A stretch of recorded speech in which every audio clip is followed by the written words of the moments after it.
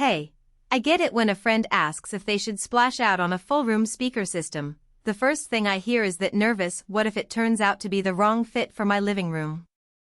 It's that exact moment I pause, think about how much space we really have, how many devices will be plugging into the receiver, and whether we're comfortable threading a handful of speaker wires across the floor. If you're standing in the same spot, weighing the same questions, the link is in the description if you want to check the product details on Amazon. What I'm looking at today is Sony's complete 7-speaker system, the bundle that throws together 2 compact bookshelf speakers, a pair of mid-range satellites, a pair of floor-standing speakers, and a dedicated subwoofer. On paper it looks like a set-and-forget solution for anyone who wants a full surround experience without hunting down individual models. The rating on Amazon hovers around 4.5 stars from a modest pool of reviewers, which tells me most people who gave feedback weren't shocked by any hidden flaws, just that they got what they expected. So, who should actually consider this bundle, and who might be better off looking elsewhere? If you're setting up a new home theater in a medium-sized living room, say, between 250 and 350 square feet, and you already own a decent AV receiver with enough channels, the Sony set can be a practical shortcut. The included floor-standing speakers, the SSCS3M2 pair, handle the main front left and right duties, delivering a punchy mid-range that works well for movies and music alike. The bookshelf speakers, SSCS3M2, slot nicely into side or rear positions, and the satellite pair, SSCS3M2, are meant for height or diffuse ambience, which can give you a taste of Dolby Atmos without the need for separate ceiling mounts. The subwoofer, SSCS3M2, is a sealed design, so it's tight and controlled, ideal if you want that low-end thump for explosions but don't want it to drown out dialogue.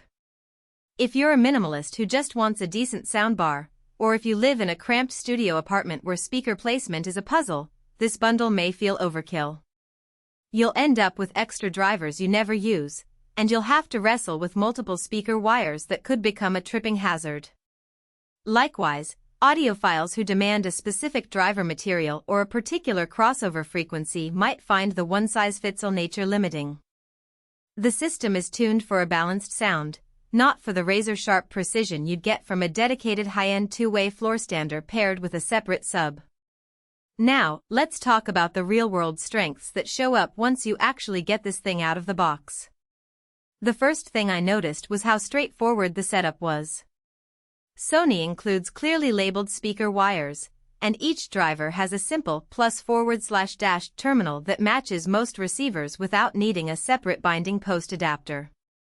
When I placed the floor standers about 3 feet from the main listening spot, the left-right imaging felt immediate, no need to tweak the crossover on the receiver to get the bass from the sub to blend nicely. The sealed subwoofer, thanks to its relatively small cabinet, tucked away under the coffee table without rattling the floor, yet it still produced enough low-frequency impact to make a movie's rumble feel physical. A practical benefit you'll notice in daily use is the flexibility of the satellite speakers. I used them as height channels for a Dolby Atmos demo, mounting them on a bookshelf a little higher than ear level. The result was a subtle but convincing sense of overhead effects, rain, a helicopter passing overhead without the hassle of installing in-ceiling drivers. For a family that watches a lot of sports, those height cues can actually make the crowd noise feel more enveloping, and the extra speakers help fill the room when you're watching in a larger space. On the downside, there are a couple of trade-offs that become apparent after the novelty wears off. Because the bundle tries to cover a full surround layout, the individual speakers aren't as specialized as you'd get buying them separately. The bookshelf units, for example, are tuned more for versatility than for the tight, focused mid-range some music lovers crave.